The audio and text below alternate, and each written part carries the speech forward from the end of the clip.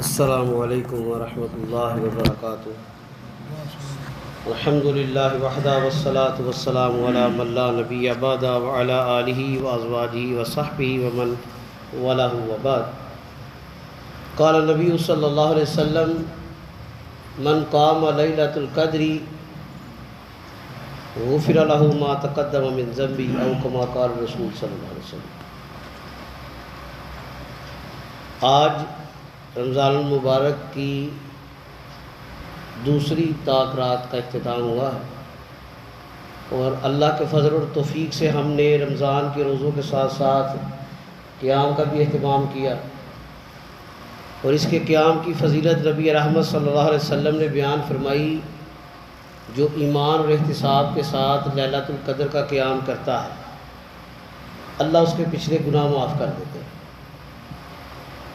ہم اللہ سے پر امید ہے کہ ہم نے یہ جو قیام اور عبادتیں اور دعائیں کی ہیں، اللہ ان کے بدلے ان کی جزا میں ہمارے گناہوں کو معاف کر دے۔ یہ گناہوں کی معافی اللہ کا اتنا بڑا تحفہ ہے، اتنا بڑا تحفہ ہے۔ ابن قیم رحمہ اللہ علیہ بیان کرتے ہیں، اللہ تعالیٰ اپنے گنہگار بندوں سے بڑا پیار کرتے ہیں۔ وہ اس کی مثال اس طرح دیتے ہیں کہ اللہ تعالیٰ اپنے بندے کو اللہ مستورات اپنے بندوں کو ڈھانپتا ہے، ثم ینادینا پھر اپنے بندوں کو بلاتا ہے، ثم یغفر ذنوبنا پھر ان کے گناہوں کو معاف کرتا ہے، ثم یحبونا پھر ان سے محبت کرتا ہے۔ محبت کس طرح کرتا ہے؟ ثم یبدل السیئاتنا بالحسنات پھر ان کی برائیوں کو، گناہوں کو نیکیوں میں بدل دیتا ہے۔ یہ اللہ کی محبت ہے۔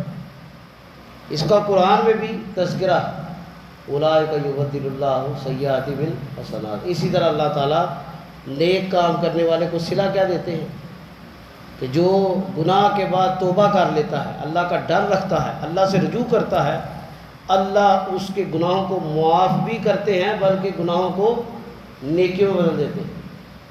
یہ اللہ کا بہت بڑا ایک تحفہ ہے، اور یہ اس شخص کو ملتا ہے جس کو اللہ کی بارگاہ میں معافی مل جاتی ہے۔ تو اس رات کی دعا بھی جو سکھائی گئی ہے اس میں بھی معافی ہے۔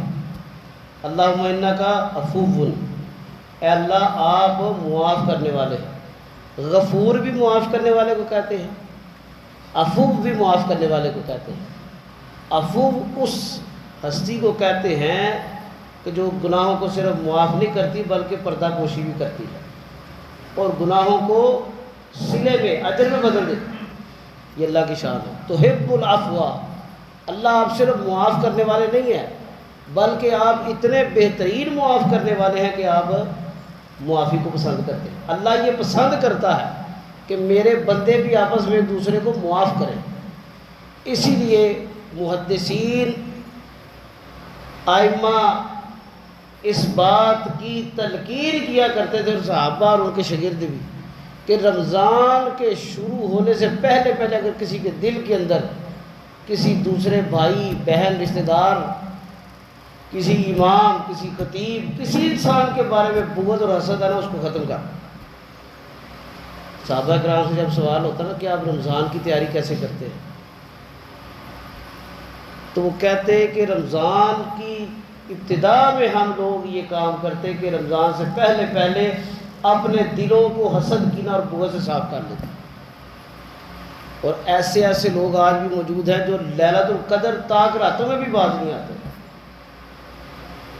کس منہ سے آپ اللہ کی بارگاہ میں معافی مانگ رہے ہیں؟ ہم کہہ رہے ہیں اللہم انک عفو تحب العفو فاعف عنی، اے اللہ آپ معاف کرنے والے ہیں، معافی کو پسند کرتے ہیں، مجھے معاف کر دے۔ میں کہتا ہوں اللہ مجھے معاف کر دے، لیکن میں لوگوں کو معاف نہیں کر رہا۔ میں اپنے گھر والوں کو، عزیز و اقارب کو چھوٹی چھوٹی باتوں پر طعنے تشنے دیتا ہوں۔ اگر کسی نے 10 نیکیاں کی ہیں، ایک برائی کر دیا، اس کی 10 نیکیوں پہ پانی پھیر دیتا ہوں، اور اللہ کی بارگاہ میں میرے کیا ہے؟ فاعف عنی، اللہ میں 10 گناہ کر کے ایک نیکی کر رہا ہوں، اس ایک نیکی کو میری 10 گناہوں پہ باری کر دے۔ کیسے ہو سکتا ہے؟ ہم اللہ سے خود ہی مانگ رہے ہیں۔ کبھی اس دعا کا مطلب تو سیکھیے، ہر مسلمان کو آتی ہے، رٹی رٹائی ہے، ہم نے بچوں کو بھی رٹا دیا۔ وہ کسی کے گھر میں کوئی طوطا پالا ہو نا تو لوگ اس کو باتیں سکھا دیتے ہیں، کوئی دروازے پر بیل بجے تو وہ بولتا ہے کون، کیا کرنے آئے ہو، یا مٹھو چوری کھانی ہے، یہ باتیں سیکھ لیتا ہے۔ ہم نے اپنے آپ کو، اپنے گھر والوں اور بچوں کو طوطے کی طرح چیزیں رٹائی ہیں، کبھی اس کا مفہوم نہیں سمجھا کہ اللہ سے مانگ کیا رہے ہیں ہم اور کس حیثیت سے مانگ رہے ہیں۔ ہم اللہ کا ترلا ڈال رہے ہیں، منت کر رہے ہیں، بھیک مانگ رہے ہیں۔ اللہ آپ معاف کرنے والے ہیں، اللہ آپ معافی کو پسند کرتے ہیں۔ فاعف عنی، اللہ میں آپ کے در پہ بھیک مانگ رہا ہوں، فقیر ہوں، آپ کا منگتا ہوں، اللہ مجھے معاف کر دے۔ لیکن اگر خود ہی میں لوگوں کو معاف نہ کروں، میں گالی گلوچ کروں، میں برا بھلا کہوں، لوگوں کو تانے دوں، تو میری اس دعا کا کیا فائدہ؟ یہ دعا یقین جانے حلق تک کی رہتی ہے۔ جس دعا میں اخلاص نہیں نہ ہے اس دعا کا کوئی فائدہ نہیں۔ وہ ہارون الرشید کے زمانے کا ایک واقعہ بڑا مشہور ہے، اکثر مورخین نے لکھا ہے کہ ہارون الرشید مسجد میں داخل ہوا تو اس نے دیکھا ایک اندھا اللہ سے سوال کر رہا تھا، اللہ میں اندھا ہوں، مجھے آنکھیں دے دے، اللہ مجھے آنکھیں دے دے، اللہ میری قوت بصارت کو بحال کر دے۔ ہارون الرشید نے اس کے پاس کھڑے ہو کے پوچھا تم کتنے سالوں سے دعا مانگ رہے ہیں؟ کہتے 10 سال ہو گئے۔ کہا اچھا؟ اس نے کہا کل تک اگر تیری آنکھیں ٹھیک نہ ہوئیں تو میں تجھے قتل کر دوں۔ میں ہارون الرشید ہوں، خلیفہ ہوں، حکمران ہوں وقت کا، کل تک ہی تیرے پاس مہلت ہے۔ اب اس بندے نے دعاؤں میں تیزی کر دی، رویا گڑگڑایا، اللہ میری جان چلے جانی، میں مر گیا، لٹ گیا، میری سب سے قیمتی چیز میری جان چلے جانی، میری آنکھیں نہ آئی تو۔ اگلے دن ہارون الرشید جب آیا تو اس شخص نے کہا کہ میری آنکھیں ٹھیک ہو گئی۔ ہارون الرشید نے پھر کہا کہ میں نے تو تجھے آزمایا تھا، تو خلوص کے ساتھ دعا نہیں کر رہا، تجھے پتہ نہیں تھا تو کیا مانگ رہا ہے، کس سے مانگ رہا ہے اور کس طرح مانگ رہا ہے۔ آج ہم لوگ پوری رات دعائیں کرتے ہیں، کئی سالوں سے دعائیں کر رہے ہیں، کبھی ہم نے گڑ گڑا کر دعا نہیں کی اللہ اگر آج میری یہ دعا قبول نہ ہوئی، اللہ میرے پلے کھ نہیں رہنا، ہو سکتا ہے یہ میرا آخری لمحہ ہو، یہ رات یہ دن میرا آخری ہو، یہ نماز میری آخری ہو، اللہ تجھ سے بڑا پالنے والا، رحم کرنے والا، معاف کرنے والا نہیں ہے۔ یہ دعا اللہ کے نبی نے سکھائی تھی کہ اے عائشہ اللہ سے یہ دعا مانگنا، اپنے گھر والوں کو سکھائی ہے۔